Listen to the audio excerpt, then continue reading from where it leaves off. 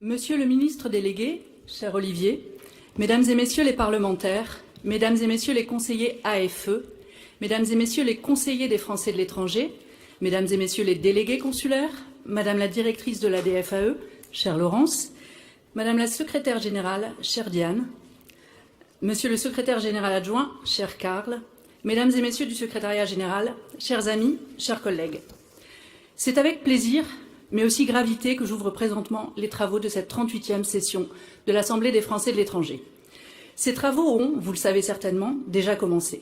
Ce matin, dans nos 6 commissions, mais aussi au Sénat, où le bureau élargi a été auditionné par la Commission des lois dans le cadre de la mission d'information sur le bilan de l'application de la loi du 22 juillet 2013. Cette 38e session s'annonce pour le moins animée et inédite. Le climat actuel ne saurait en effet nous laisser indifférents. Depuis notre session d'octobre, 3 élections des députés des Français de l'étranger ont été annulées. Pour le bureau exécutif et 3 élus de cette Assemblée, ce début de session nous permettra de tester le don d'ubiquité, car nous siégerons également en même temps au bureau de vote électronique. Permettez-moi, cher Olivier, de vous remercier, au nom de nos élus, de votre présence ici aujourd'hui dans un contexte complexe. Comme nous l'avons acté lors de la précédente session, vous reviendrez vendredi pour recueillir les résultats des travaux. Ces derniers mois, vous avez parcouru le monde et rencontré beaucoup de nos compatriotes et collègues élus. Certains propos que je vais tenir dans ce discours ne devraient donc pas totalement vous surprendre. Ce plaisir de vous retrouver est, comme la dernière fois, contrasté. En effet, le conflit en Ukraine a commencé il y a plus d'1 an et les répercussions sur le monde sont immenses. J'adresse, présentement encore, mes pensées de soutien et de réconfort aux populations touchées par ce conflit et en particulier aux Français de ces zones. Plus tard cette semaine, je partagerai avec vous, Monsieur le Ministre, et vous tous, un message de David Frank, élu conseiller des Français en Ukraine. Un message dont on peut apprendre, à la lumière aussi du récent tremblement de terre en Turquie. Depuis ce conflit, une crise économique et énergétique est en cours et constitue une menace pour nos communautés partout dans le monde. Cela a un impact sur les actions consulaires, les aides sociales, les aides à la scolarité. Le travail cordial. Je souligne la mobilisation constante du bureau exécutif. Merci, cher Ramzi, cher Alexandre, chers amis, de veiller ensemble avec le bureau. Chère Laetitia, Daphna, Mathilde, Warda, chers Franck et Thierry, de travailler de manière ouverte et constructive, d'incarner cette assemblée entre les sessions et d'avoir contribué, avec les présidents de commission, à mettre en place un programme dans des conditions compliquées. Depuis quelques semaines, le bureau exécutif a le plaisir de compter dans son équipe un stagiaire, Mathis Charbonneau, qui nous aide à mieux travailler et qui fait preuve d'un engagement et d'une belle motivation. Il est présent à nos côtés cette semaine et je vous demande de l'accueillir chaleureusement. Je lui donne volontiers la parole pour qu'il se présente brièvement à vous tous.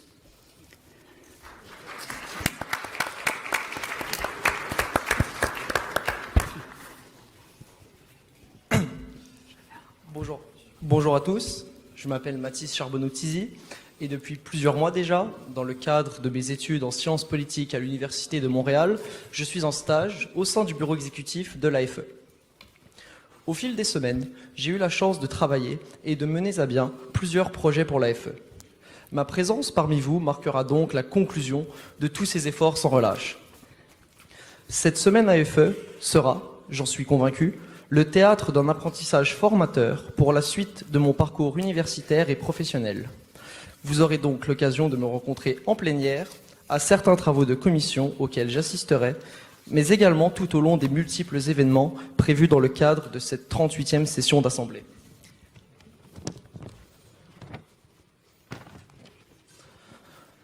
Je souhaite également remercier chaleureusement Hélène, Ramzi et Alexandre qui m'ont permis de vivre cette expérience hors norme pour un jeune de 20 ans passionné de politique, mais également tous les membres du bureau qui m'ont accueilli avec gentillesse, patience et bienveillance.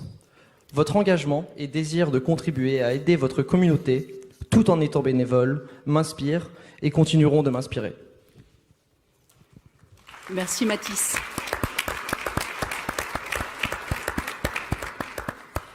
Une assemblée consultative mieux consultée. Depuis la dernière session, notre Assemblée a été associée, par le biais du bureau exécutif, aux États généraux de la diplomatie. Cette audition menée par le rapporteur général, Jérôme Bonnafont, a été extrêmement riche et intéressante. J'ai récemment pris part, aux côtés de quelques parlementaires des Français de l'étranger, à une réunion de travail autour de la secrétaire d'État Sarah El Haïry concernant le service national universel. Les échanges avec le CESE, le Conseil économique, social et environnemental, se poursuivent. Je le répète ici, l'Assemblée des Français de l'étranger souhaite être entendue et écoutée par le gouvernement et tous les ministères sur toutes les problématiques concernant les Français de l'étranger. Les moyens de communication modernes nous permettent de le faire aisément. Secrétariat général. Ces derniers mois, la relation avec le secrétariat général a connu des tensions que nous déplorons. Nous avons noté des délais trop longs pour les réponses aux questions, pour la publication du verbatim notamment, et certaines difficultés dans la mise en place de nos programmes. Pour travailler au quotidien avec lui, je me rends compte que notre secrétariat général ne peut, lui non plus, avoir le don d'ubiquité. Le mot sous-effectif vient bien évidemment à l'esprit. C'est un point d'attention énorme qui ne date pas d'aujourd'hui, puisque notre secrétariat a subi une baisse drastique depuis 2014. Notre Assemblée est aux côtés du secrétariat général pour demander un renforcement de leurs capacités. Le réarmement de la diplomatie annoncé récemment et la création de nouveaux ETP devraient, à mon sens, passer par un renforcement du secrétariat général de notre Assemblée. Évolution et avenir de notre AFE. Vous le savez, Monsieur le Ministre, la situation actuelle n'est pas satisfaisante et nous en sommes souvent de notre poche pour exercer notre mandat. Le Bureau a formulé des demandes précises grâce aux travaux de la Commission des finances pour que cette situation cesse. Je sais que vous y travaillez d'arrache-pied. Au quotidien, la question du statut de l'élu des Français de l'étranger et de l'élu AFE est encore au centre des discussions. Les réponses sont parfois évolutives et changeantes selon les zones géographiques et les circonstances. Preuve que cette loi a vécu à bien des égards. Certains, dont moi, se réjouissent de la proximité qu'elle a créée. Proximité, oui, mais à quel prix? Souvent celui de la précarité et de la fébrilité. La période est, je le sais, propice aux promesses en tout genre, pas toujours réalistes. Certains s'y accrochent, comme on s'accroche à une branche fragile, mais dont on a l'illusion qu'elle nous soutient. Il faut, je le pense, garder les pieds sur terre et avancer sereinement et collectivement pour que nous puissions réellement être une assemblée consultative, certes, mais une assemblée autonome et efficace. J'aimerais que, lors de cette session, nous replacions au centre de cette Assemblée celles et ceux qui sont au cœur de nos mandats, les plus de 2 millions de Français établis hors de France. Ceux-ci ont bien souvent des attentes concrètes sur des problèmes tout aussi concrets. Renouvellement de papier, certificat de vie, aide sociale, bourse scolaire, fiscalité, débancarisation, résidence de repli, violence conjugale, pour n'en citer que quelques-uns. Madame la directrice, le lancement de France Consulaire a généré de fortes attentes et est déjà le synonyme d'amélioration tangible sur les zones de déploiement. Dans beaucoup de postes, il est toutefois encore très compliqué de trouver des rendez-vous pour faire refaire ces papiers. Nombreux sont les élus qui sont, au quotidien, sollicités sur ce sujet. Nous sommes aussi souvent aux avant-postes des difficultés de nos consulats qui font face à des situations tendues qui ont des répercussions sur les effectifs, leur morale et le service à nos communautés. Parfois, nous avons l'impression de combler les sous-effectifs des postes et sommes sollicités sur de nombreux sujets, au-delà de l'intention initiale du législateur. Les temps forts de la semaine. Parmi les temps forts de cette 38e session, je citerai la table ronde francophonie de cet après-midi, la réception que vous offrez mercredi soir, Monsieur le Ministre, en présence aussi de conseillers des Français de l'étranger, ce dont je vous remercie, ainsi que l'audition du bureau de l'AFE et des présidents de commission par le Sénat. Mercredi, le bureau se rendra, avec des membres de la commission des lois, à la Courneuve pour une visite de travail à France Consulaire, qui intéresse beaucoup nos communautés. Jeudi, nous procéderons à la nomination d'un élu conseiller des Français de l'étranger non AFE au conseil d'administration de l'AEFE. Cette procédure, pour laquelle rien ou presque n'était écrit, a beaucoup mobilisé le bureau et le secrétariat général. Je remercie dès à présent tous les conseillers qui se sont portés candidats, montrant leur intérêt pour ce mandat et un lien plus étroit entre eux et notre Assemblée. Une Assemblée qui avance face aux défis climatiques. Lors de la précédente session, je vous parlais des défis climatiques.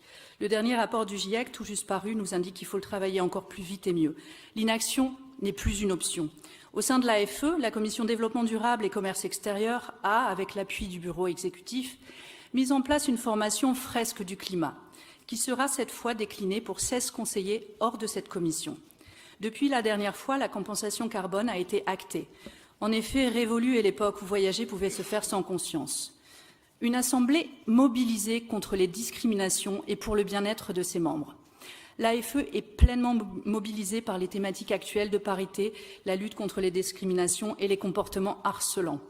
La table ronde de la dernière session a, je le sais, durablement marqué les esprits. Depuis, la cellule de règlement des conflits a été mise en place et devrait se réunir pour la première fois cette semaine.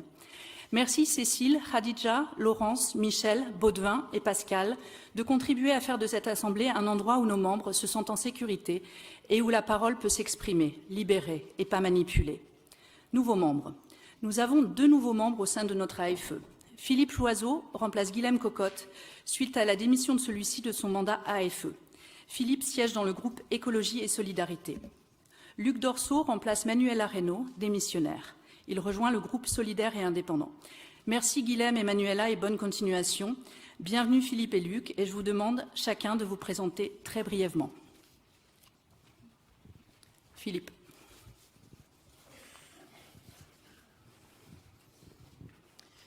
Merci Madame la Présidente, Monsieur le Ministre. Je vous remercie de me donner la parole pour me présenter rapidement à mes collègues. Si vous me donnez la parole, c'est effectivement la raison de mon retour ici, puisque j'étais déjà conseiller des Français de l'étranger et membre de l'AFE jusqu'en 2021, et qu'au gré des élections et des discussions, me revoilà. Je voudrais remercier également Guilhem Cocotte qui a démissionné pour raison personnelle de son mandat de conseiller AFE et de me permettre donc de revenir parmi vous. Je siégeais auparavant à la commission de l'enseignement et je suis maintenant à la commission des finances, domaine qui pour moi est un peu nouveau, mais j'essaierai naturellement de m'y investir complètement puisque je m'investis en général dans ce que je commence. Je vis à Berlin depuis une trentaine d'années et je suis chargé de mission enseignement auprès d'adultes en Allemagne. J'ai également beaucoup d'engagement politique. Vous l'avez souligné en partie, Madame la Présidente. Je suis membre du Parti Socialiste, membre de Français du Monde et j'ai créé une association de développement et de soutien au bilinguisme de la petite enfance en Allemagne. Je suis également membre depuis longtemps du club RFI de Berlin et j'ai créé avec quelques amis et camarades assez récemment un think tank, un groupe de réflexion qui porte son attention sur les sujets qui concernent les Français établis hors de France et les missions de la politique à leur encontre. Voilà, je vous remercie pour votre accueil et j'espère que cette Assemblée aura encore un bel avenir que nous construirons ensemble. Merci.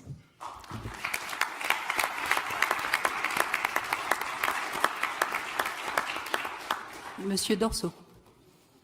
Merci Madame la Présidente, Monsieur le Ministre, chers collègues. Voilà, je me présente, Luc Dorceau, conseiller pour le Bénin. Et je fais partie, donc, comme vous l'avez dit tout à l'heure, Madame la Présidente, du groupe Solidaire et Indépendant. Je suis également pour l'Afrique occidentale, sur la liste de Jean-Luc Ruel, ASFE.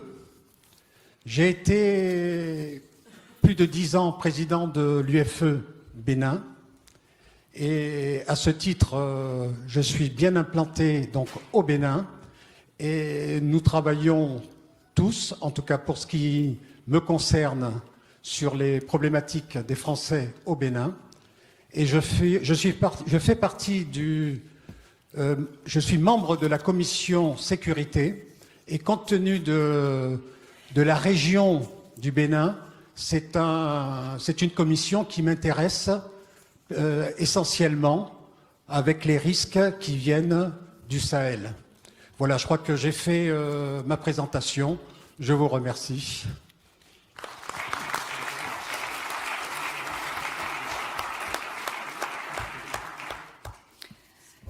Mouvement dans les groupes. Depuis notre 37e session, un nouveau groupe a vu le jour. Les Indépendants, composé de 12 membres, et présenté par Nadia Chaya. Il y a par ailleurs plusieurs mouvements dans les commissions qui vous seront ou ont été annoncés par les présidents de commissions respectifs. Honoraria. J'ai le plaisir d'annoncer que Claudine Lepage est désormais conseillère honoraire de l'AFE. Nous la félicitons chaleureusement.